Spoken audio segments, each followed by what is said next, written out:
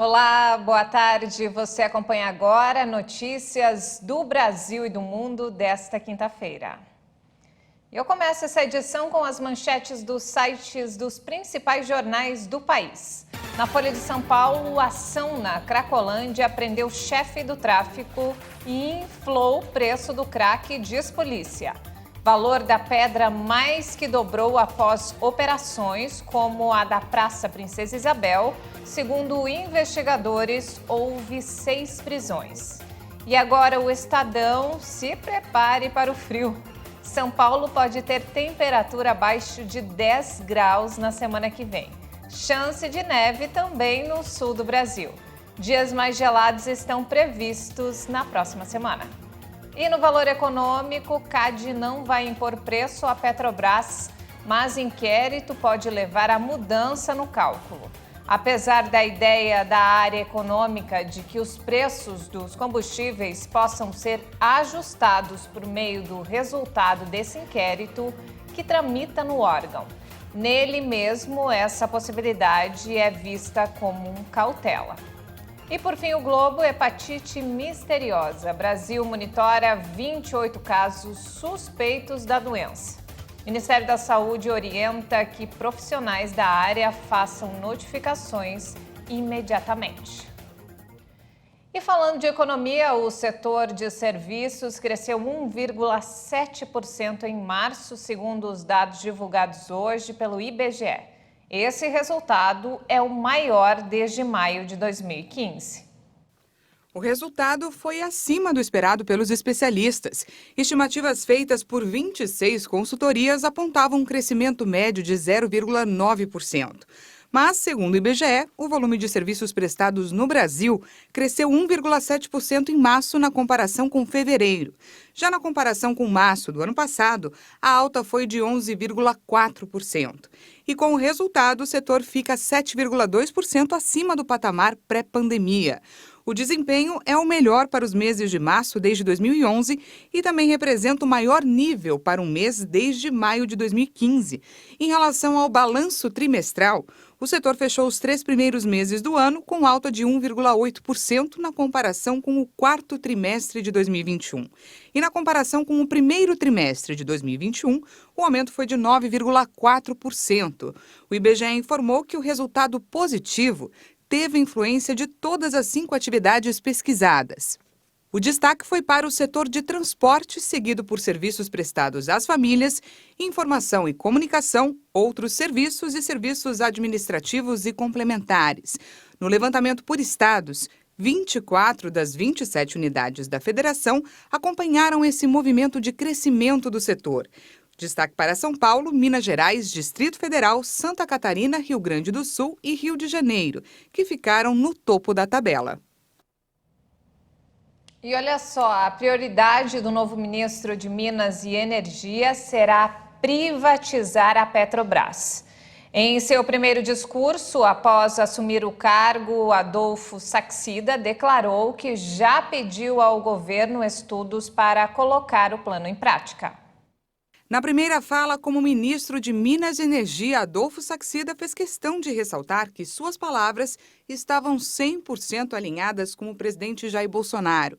E o aumento dos combustíveis foi tema central do pronunciamento. O novo ministro evitou críticas à política adotada pela Petrobras, mas citou os seguidos reajustes nos valores cobrados. Saxida causou agitação no mercado ao deixar clara a sua intenção de privatizar a Petrobras e a Pré-Sal Petróleo S.A., mas, para isso, diz que pediu estudos ao governo para avaliar a viabilidade da proposta. Os jornalistas não puderam fazer perguntas. Existe hoje uma prioridade, uma urgência no Ministério de Minas e Energia, que conta com o apoio do presidente Jair Bolsonaro. Nós precisamos dar prosseguimento ao processo de capitalização da Eletrobras. Fundamental avançarmos no processo de capitalização da Eletrobras, sinal importante para atrair mais capitais para o Brasil e mostrar ao mundo de maneira definitiva que o Brasil é o porto seguro do investimento. E nos destaques internacionais, a Organização Mundial da Saúde anunciou que mais de 2 milhões de pessoas morreram de Covid na Europa, continente que foi por muito tempo o epicentro da pandemia. No mesmo dia em que os Estados Unidos anunciaram mais de 1 milhão de vítimas, a Organização Mundial da Saúde confirmou que o número foi o dobro na Europa.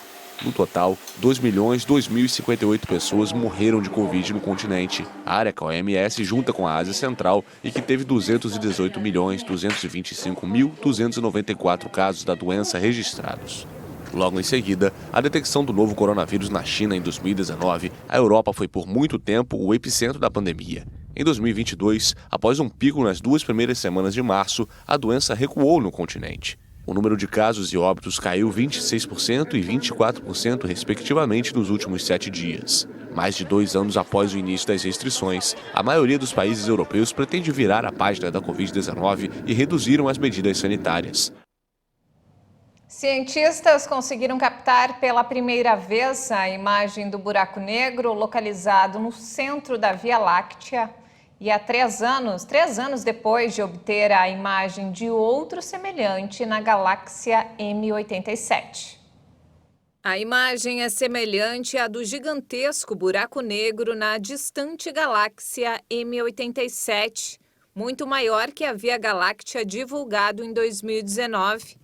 Os cientistas acreditam que isso prova que os mesmos princípios da física operam no coração de 2 sistemas de tamanhos muito diferentes. Tecnicamente, um buraco negro não pode ser examinado diretamente, já que o objeto é tão denso e sua atração gravitacional tão poderosa que nem mesmo a luz pode escapar de sua força de atração, mas é possível detectar a matéria que circula ao seu redor antes de ser engolida.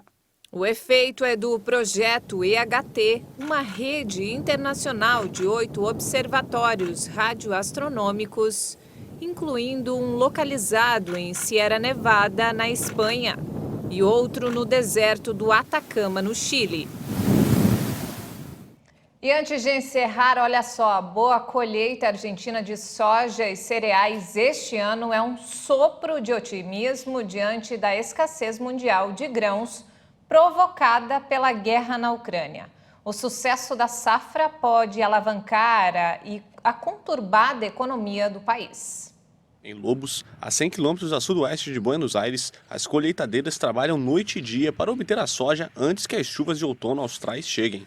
Para 2022, uma boa colheita significa um sopro de otimismo diante da escassez mundial de grãos provocada pela guerra na Ucrânia. Além disso, o sucesso da safra pode alavancar a conturbada economia do país sul-americano com uma forte injeção de agrodólares. As perspectivas são boas. As perspectivas são boas, os preços são bons. O único problema é que tudo relacionado a insumos disparou, já que os fertilizantes são todos importados. A maioria vem da Rússia e os preços dispararam. Algumas coisas triplicaram. Tem também a questão do diesel. Estamos trabalhando com um diesel com um alto preço. Após uma seca que reduziu os rendimentos, quase 39 milhões de hectares foram plantados para este ciclo agrícola, sendo 16 milhões deles de soja. Uma produção de 127 milhões de toneladas é esperada, quase 2% inferior à anterior devido ao clima, mas que seria compensada graças aos preços no seu nível máximo. De qualquer forma, o presidente da Sociedade Rural Lobos, Martim Semino, adverte que há dificuldades. Desde a guerra na Ucrânia, os fertilizantes e suprimentos inflacionaram. Também houve um aumento antes do conflito da Ucrânia, porque a diferença cambial era grande. $1 vale 120 pesos. Vamos colocar em números menos as retenções de taxas. Para cada dólar que exportamos, acabamos recebendo 90 pesos. Soma-se a disparada dos preços, a escassez de diesel no mercado local e a inflação projetada em mais de 60% este ano. A Argentina é um dos maiores produtores agrícolas mundiais e líder nas exportações de óleo e farelo de soja. A oleaginosa é seu produto estrela desde que a variante transgênica foi desenvolvida em meados da década de 1990. Segundo as previsões, o setor da soja exportará 23 bilhões e 745 milhões de dólares em 2022, cerca de 700 milhões de dólares a mais do que em 2021. E essa edição fica por aqui. Eu volto logo mais no Jornal das 18h30 ao lado de Maria Alice Dias com outras informações. Obrigada pela companhia e até já!